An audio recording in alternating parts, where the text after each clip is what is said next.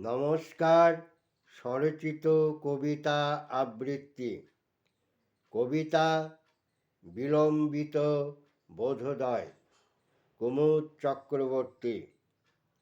এককালে যে লোকটা আহাম্মক বেকুবের মতো অপকর্ম করে বিপাকে পড়ে উদ্ধারের জন্য ওর কাছে যেত, এখন সে লোকটা কি এমন মহাজ্ঞানী মহাজন হয়েছে কি জানি।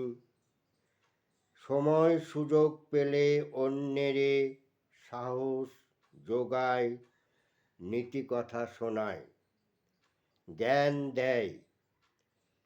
তা বলে সে লোকটা যাদের কাছে গিয়ে হাউতাস করত, বিপন্নতায়, মানসিক বিপর্যয়ে, বিষাদে, সে কিনা তাহলে বিলম্বিত বোধোদয় প্রাপ্তিতে এমন। নমস্কার।